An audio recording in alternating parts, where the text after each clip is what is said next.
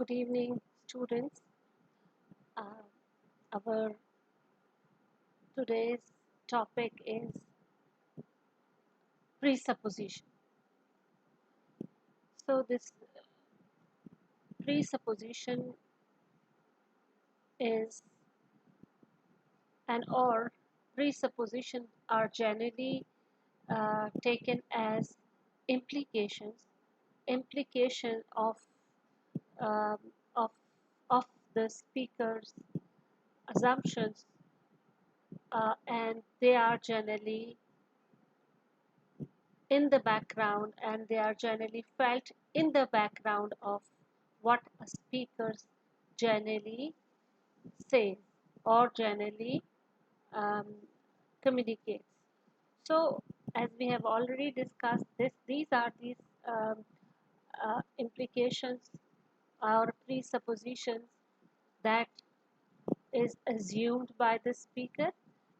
These are the shared knowledge or shared information between a speaker and a addressee. So let me define this um, notion formally. Um, as this PPT says, the definition is a presupposition is something the speaker assumes to be the case prior to making an utterance. Speakers, not sentences, have presuppositions. So, example that has been given. The example says, Mary's brother bought three houses.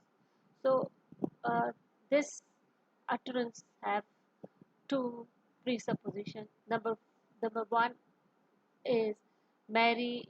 There is a person um, who's called Mary, and that she has a brother.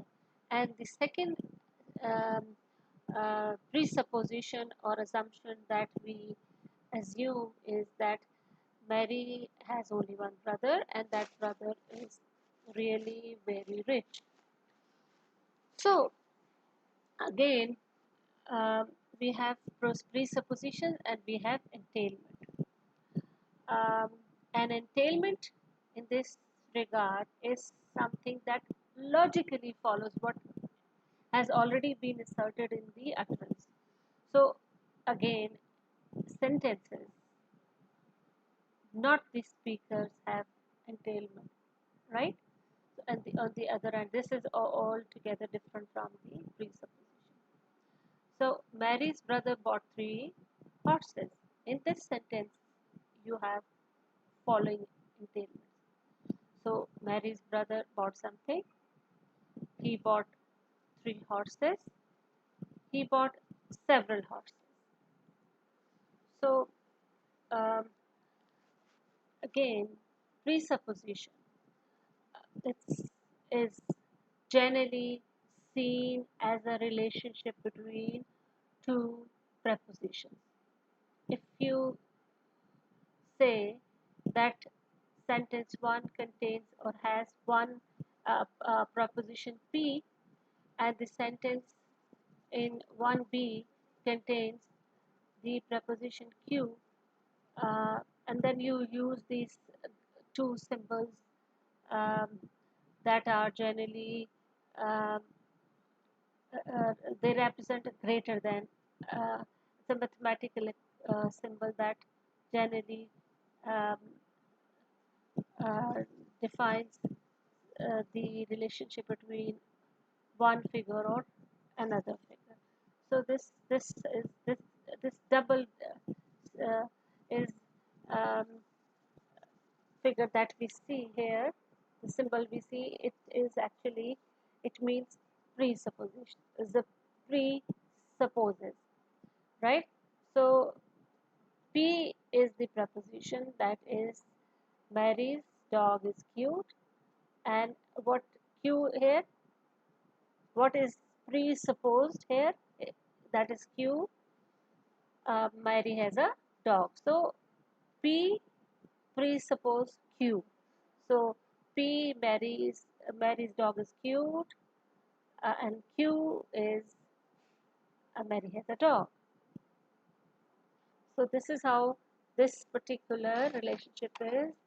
Um, this is the um, notational symbols or the um, notational representation of this preposition and the symbols that are used for these prepositions.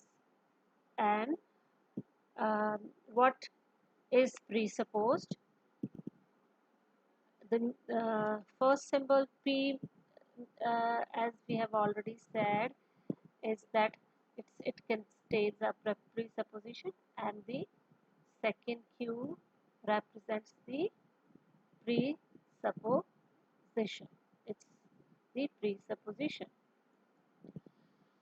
Okay, so uh, when something is produced opposite of the sentence of A1 by negating it, so it is generally represented as not it's generally this equation is generally represented within parentheses, and this parenthesis you have equal to not is given in the uppercase and then p. So this is the opposite to the it actually negates or it opposites the this relationship, but still, though it has negation in it, the relationship of presupposition will not change. Okay, so what how do we know how do we symbol give this in these two notational symbols? How do we represent this into this in this notational symbol?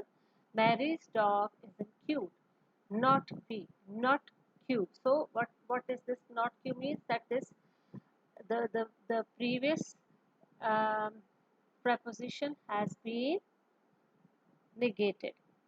So, what is the presupposition? The presupposition that is represented in this again is equal to Q given within the parenthesis that notates a presupposition. And what does it mean?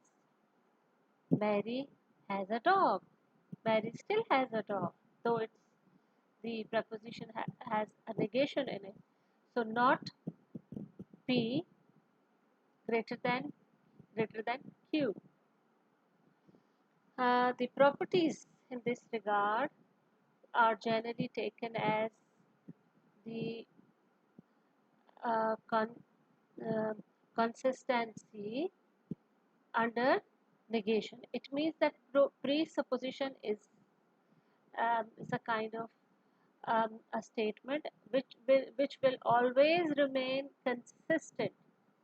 The presupposition will not change; it will remain there, whether the statement carries a negation in it. So then we have different kinds of prepositions, sorry, presuppositions. The first kind of presupposition is existential presupposition, facultative presupposition, non-facultative presupposition, lexical presupposition, structural presupposition, and counterfactual presupposition. So let's talk about existential presupposition. The existential presupposition is usually indicated by possessive construction.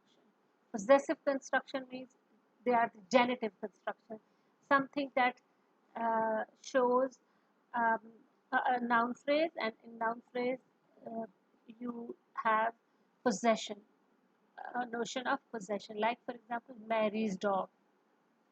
So here you have this possessive genitive construction.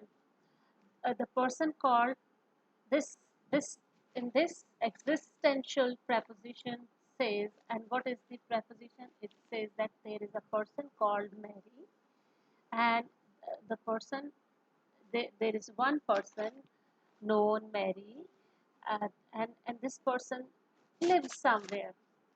Okay, so the other example, the king of Sweden, the cat, the girl next door. So the speaker assumes that these are the people who exist somewhere around. Okay, the next kind of presupposition is Facultative presupposition. The facultative presupposition is the presupposition that usually follows verbs like know, realize, regret, be, aware, ought, and glad. So examples that we have. So remember, this facultative presupposition follows certain kinds of verbs such as know, realize, regret. So we have some examples in this regard. She didn't realize he was ill. So what is the presupposition? Presupposition is that he was ill. We regret telling him. So we told him something. I wasn't aware that she was married. So what is the presupposition? She was married.